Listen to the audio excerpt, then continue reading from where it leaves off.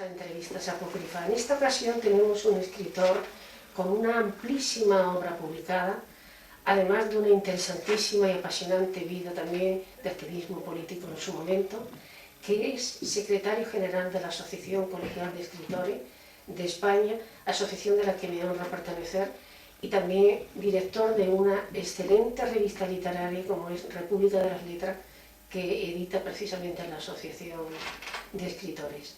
Le agradecemos muchísimo la concesión de estos momentos para hacerte una entrevista, porque creo que le va a interesar mucho a todos los que son lectores de Gitanet y también, por supuesto, a los que están escribiendo ya con un cierto nombre y los que están empezando, que están teniendo muchas dificultades, y que le va a interesar lo que le puedas decir sobre el mundo editorial y el mundo literario, porque tú lo debes conocer a fondo. Muchas gracias y bienvenido. Gracias a ti, Ana. Quiero hacerte una pregunta. Tú naciste en Segovia durante la Guerra Civil. Sí. Y eres un niño de la guerra. Nunca mejor dicho, un niño de la guerra. Más de la posguerra, porque la ha estado por guerra. Exactamente, No tienes capacidad para... Eres ensayista y escritor. Has publicado más de 50 obras, que creo que vienen a ser mitad y mitad de ensayo y mitad aproximadamente de novelas. Pero además de eso también has realizado críticas literarias, reseñas críticas de libros, biografías, porque has tocado prácticamente y todos los muchos géneros. artículos, demasiados Articulista artículos de en todos los varios periódicos. exactamente. Y también, como no, has publicado también biografías de personalidades que son del mundo de la, especialmente de la política y también de la literatura, como son, por ejemplo, has hecho de escritores que van desde García Lorca, si no recuerdo mal.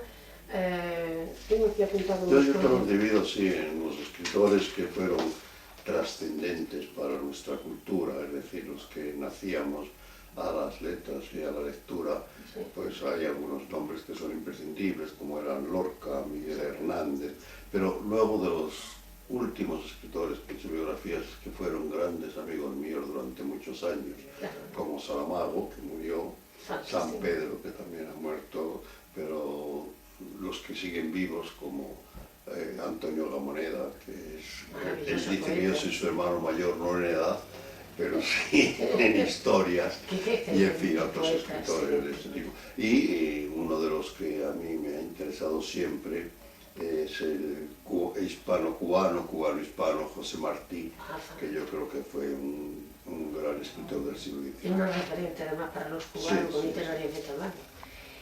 Tú eres, como he dicho antes, ensayista y novelista. ¿Qué empezó primero, el ensayo y después te decantaste a la novela? ¿O empezaste por la novela y por la teoría política te fuiste...? Empecé por la novela y los problemas que tuve con ellas fueron los que me derivaron de alguna manera al ensayo, pero desde niño, ahora leyendo las memorias de mi hermano mayor, se llama de otra manera, pero somos hermanos, Martínez Menchen, él cuenta como yo a los 10 años ya escribía pequeños relatos que además eran tiempos difíciles, los hacía por capítulos como si fueran novelas del oeste para venderlos por unos céntimos que nos permitían ir al cine. El hecho es que desde los 16, 17 años empecé a escribir novelas que tuvieron muy mala suerte. La primera era una colección que se llamaba De Aguilar, no Aguilar, de escritores jóvenes, que no pudo publicarse. Y luego ya cuando me lancé más profundamente, me lanzaron, que es donde además surgió mi nombre literario, el editor Carlos Barral, que fue un gran amigo mío. Ahí quedé finalista del premio Biblioteca Breve, que era el premio más importante que había en España en los años 60, con tan mala suerte que aunque Carlos Barral me pagó espléndidamente la novela, como no se paga ahora, lo que me permitió salir con 26 años a los países escandinavos. Estuve un mes en Estocolmo, incluso dirigí un grupo de teatro, pero esa novela la prohibió la censura, por muchos intentos que hizo Carlos Barral.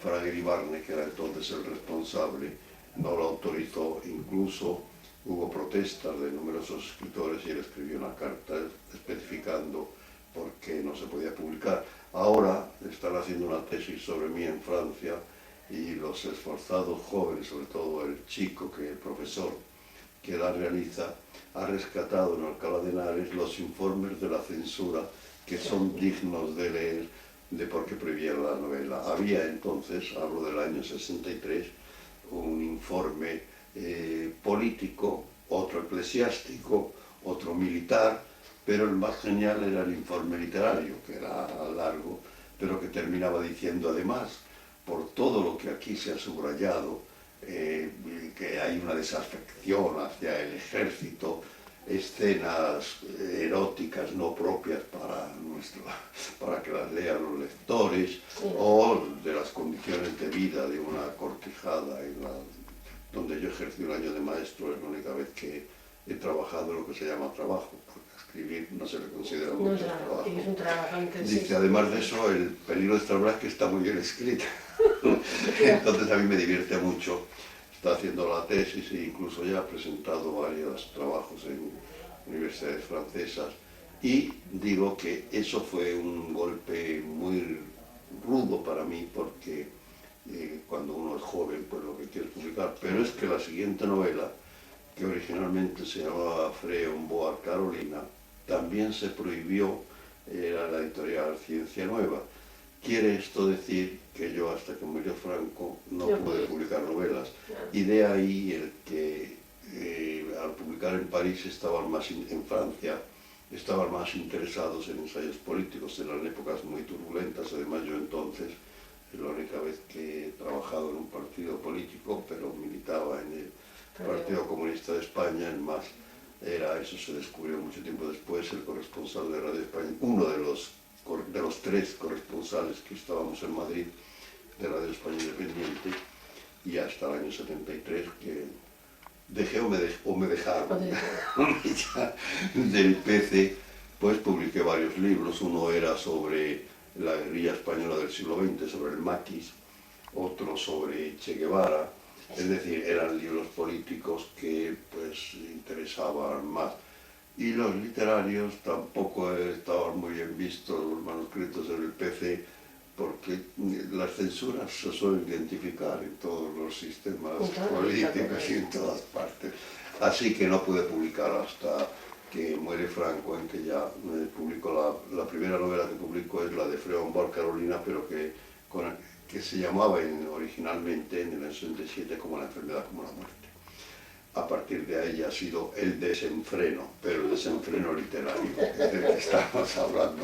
Y sí, efectivamente, pues ya sobrepaso. Ahora en marzo sale otra novela mía en la misma editorial que ha publicado El último tango en Auschwitz.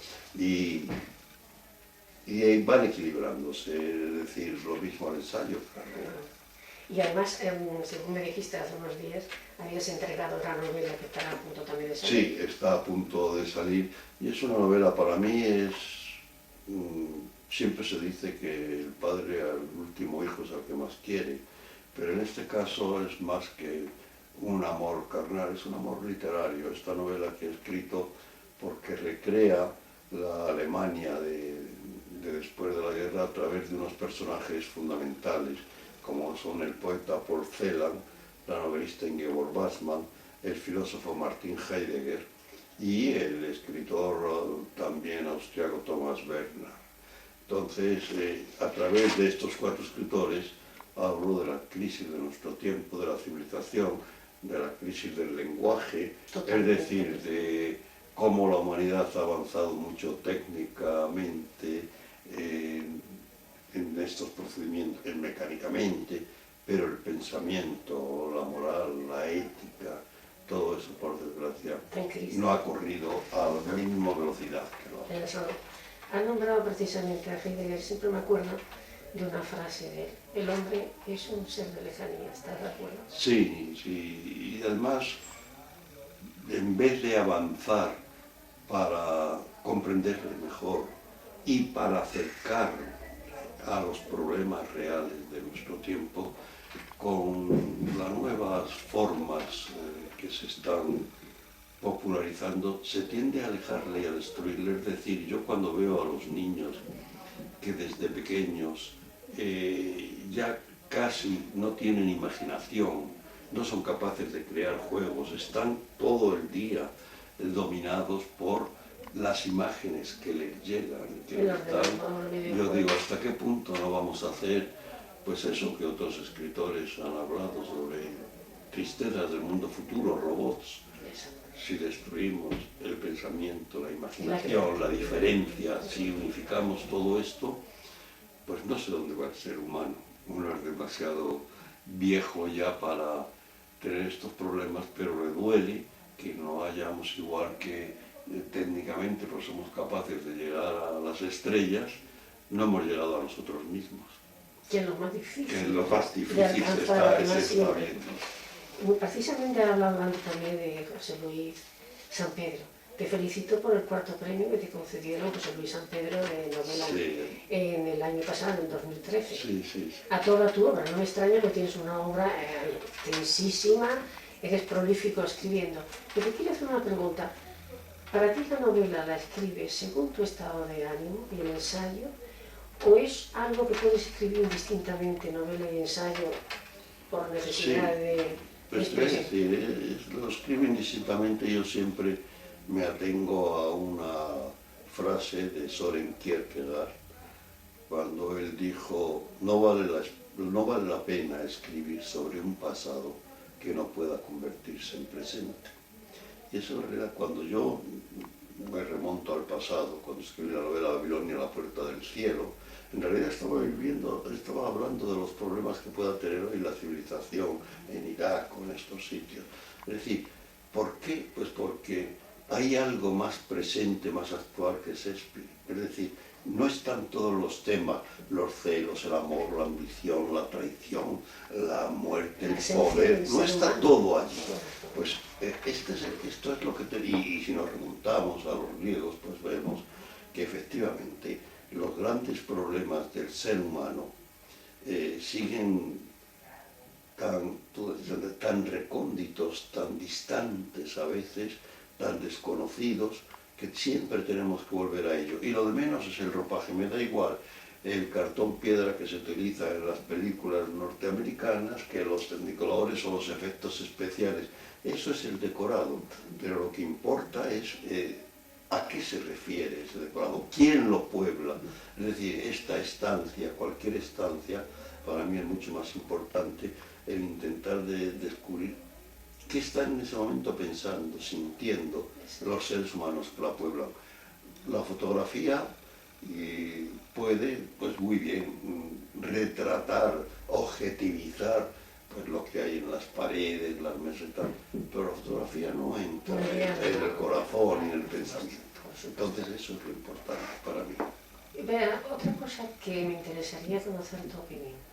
Se habla de la crisis de la novela como posible género literario a desaparecer. Entre ellos la advierten como Tom Wolfe, famoso escritor americano. Sí. Y muchos otros dicen también que la novela está llegando a su final, como también se habla de la crisis del teatro, desde hace muchísimos años. ¿Tú crees que el género literario novelístico tiene futuro o es algo que está siendo superado? Claro, aquí nos ponemos en la disyuntiva de qué entendemos por literatura. Si cuando hablamos yo que he hablado con todos ellos, porque se me dio con Rafael Sánchez Ferrosio, con Juan Tisol, hablamos de la mano. ¿A quién queremos llegar? Si se entiende por crisis la literatura como mercancía, como mera cosa que se vende, que se publicita, que aparece en los grandes medios, pues entonces es posible que haya una saturación que la extinga. Pero el libro que se busca por una minoría de auténticos lectores, ese no va a desaparecer. Y aquí ya nos planteamos qué es más importante. Para muchos, a lo mejor, pues, sentarse en unos grandes almacenes o en una caseta de libros ante una cola de miles o de cientos de lectores y estampar su firma sin conocerlos, sin saber si lo van a leer, lo compran porque han visto quizás su imagen. Ahora, a mí lo que me interesa es saber que ese libro ha llegado, pues sea a un barrio de una poblada ciudad o al último rincón de una pequeña población, y alguien, al leerlo, se ha convertido de lector también en autor, porque se ha metido dentro de lo que el libro cuenta le ha despertado incluso cosas que tal vez él desconocía, le ha hecho participar de la escritura del autor. Eso no muere.